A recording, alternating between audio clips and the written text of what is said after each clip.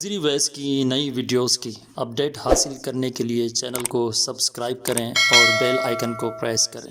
بسم اللہ الرحمن الرحیم نحمدہ و نصلی علی رسولہ الکریم۔ پچھلی ویڈیو میں ہم نے خواب کی قسمیں بیان کی تھی، تو آج ہم بتائیں گے کہ خواب کی تعبیر کیسے شخص سے پوچھی جائے، خواب کس کو بیان کیا جائے۔ خواب کبھی کسی دشمن یا کسی جاہل شخص کو نہیں بتانا چاہیے۔ خواب ہمیشہ ایسے شخص کو بتانا چاہیے جو خوابوں کی تعبیر سے اچھی طرح واقف ہو، خوابوں کے اشارات، خوابوں کے اسرار و رموز کو جانتا اور سمجھتا ہو اچھی طرح۔ خواب اپنی تعبیر کے حساب سے دو قسم کے ہیں۔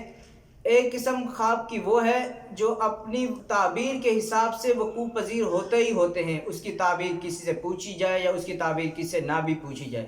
دوسری قسم خوابوں کی وہ ہے جو تعبیر کے ساتھ معلق ہوتے ہیں۔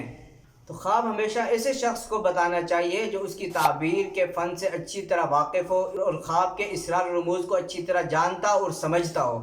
جیسا کہ قرآن مجید میں خواب کا تذکرہ ہے، عزیز مصر نے جب خواب دیکھا تو اس نے شہر کے معبرین کو جمع کیا، تعبیر جاننے والوں کو، ان سے تعبیر پوچھی تو انہوں نے بولا کہ یہ اضغاث احلام ہے، یعنی جھوٹا خواب ہے۔ کیوں؟ اس لیے کہ وہ تعبیر کے ماہر نہیں تھے، وہ سمجھ نہیں پائے اس خواب کے اسرار و رموز کو، اشارات کو۔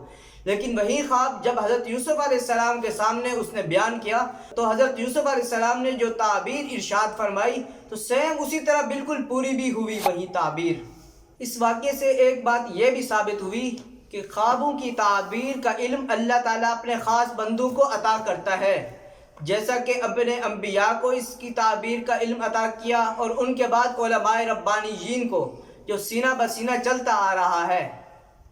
اور بعض لوگ دیکھنے میں آتا ہے کہ کتابوں سے پڑھ کے خوابوں کی تعبیریں نکالنا شروع کر دیتے ہیں، تو یہ صحیح نہیں ہے۔ بہت دفعہ وہ تعبیریں غلط ہو جاتی ہیں، کیونکہ یہ ایک علم ہے جو سینہ بسینہ ہی چلتا آ رہا ہے۔ اسی علم کی وجہ سے ہی اللہ تعالیٰ اس خواب کی تعبیر اس انسان پہ کھولتا ہے، اس کے اسرار و رموز اس کو سمجھاتا ہے، اس کے اشارات اس کو سمجھ میں آتے ہیں اس علم کی وجہ سے۔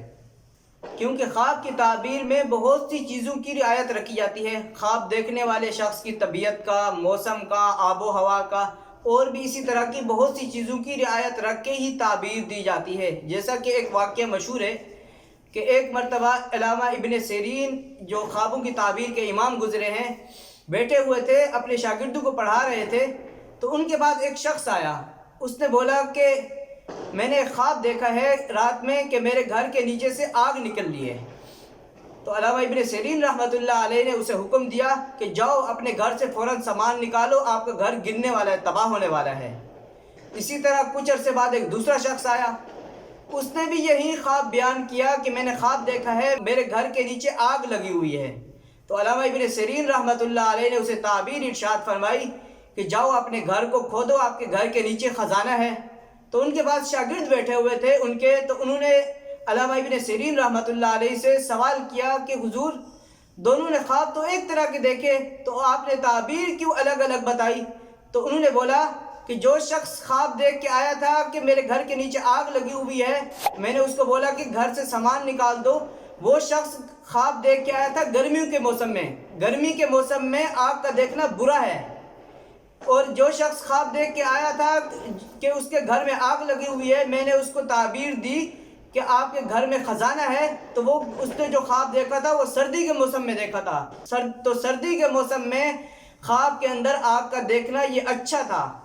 تو ان سب باتوں کا لب لباب یہ ہوا کہ خواب کی تعبیر ہمیشہ ایسے شخص سے پوچھنی چاہیے جو اس علم کا ماہر ہو، اس کے اشارات، اس کے اسرار و رموز کو اچھی طرح جانتا اور سمجھتا ہو۔ خواب کی تعبیر کس کتاب سے دیکھ کے جاننا یہ بھی غلط ہے، اور کسی کو خواب کی تعبیر کتاب دیکھ کے بتانا یہ بھی غلط ہے۔